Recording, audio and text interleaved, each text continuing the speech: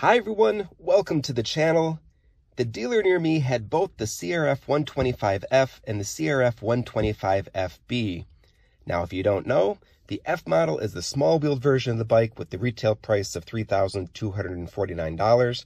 It has a 17-inch front wheel and a 14-inch rear and a seat height of 29.1 inches. The FB is the larger wheeled version. It has a retail price of $3,649 and has a 19-inch front wheel, 16-inch rear, and a 30.9-inch seat height.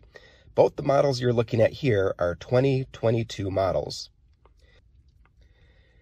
The smaller bike is suitable for riders 4 foot 8 inches to 5 foot 2, and the larger one is suitable for riders that are 5 feet tall on up to 5 foot 5. Now, Honda didn't just slap larger tires on the big wheel version. These two bikes have different sized handlebars, swing arms, and front suspension components to complement the different wheel sizes. As a result, the small wheel version has 5.2 inches of suspension travel in the front and 5.5 in the rear, while its larger brother has 6.6 inches of travel in the front and 6.6 in the rear.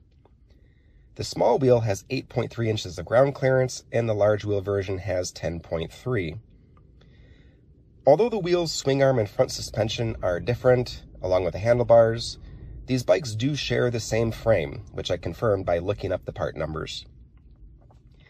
Both bikes have a 125cc 4-stroke air-cooled engine mated to a 4-speed manual transmission. First gear is geared really low, making these bikes almost stall-proof and easy to lug around at extremely slow speeds, which is helpful for beginners. The remaining 3 gears get you up to speed, and I estimate these bikes could probably get you over 50 miles an hour if the conditions are perfect. Both bikes have disc brakes in the front and drums in the rear. Both bikes have fuel injection, which is a really nice feature on a bike of this size. With fuel injection, you get easy starting, smooth acceleration, and no more need for tuning or draining the carb when storing the bike in the winter. Both bikes have electric start with the keyed ignition. The key helps prevent theft and makes it a bit easier to keep the kids from taking the bike out when you don't want them to. Just take that key away. The smaller bike weighs 194 pounds, while the larger bike is 199. Both bikes come with a quiet exhaust with a spark arrestor to make them trail legal.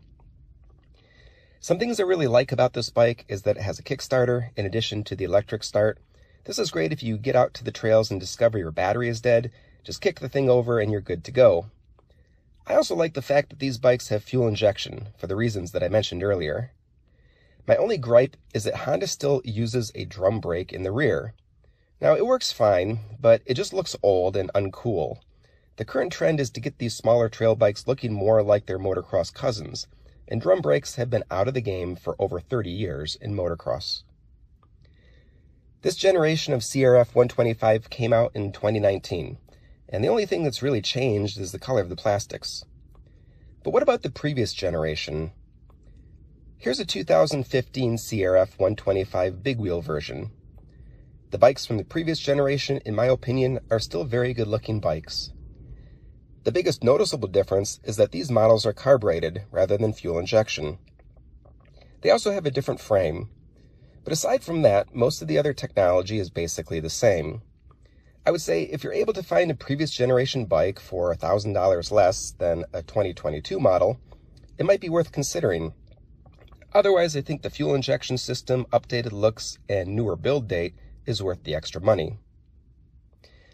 Well, I hope you found this video helpful. If it was, please like it, subscribe to the channel, and check out my other dirt bike videos here on Go Hobby. Ride safe, everybody.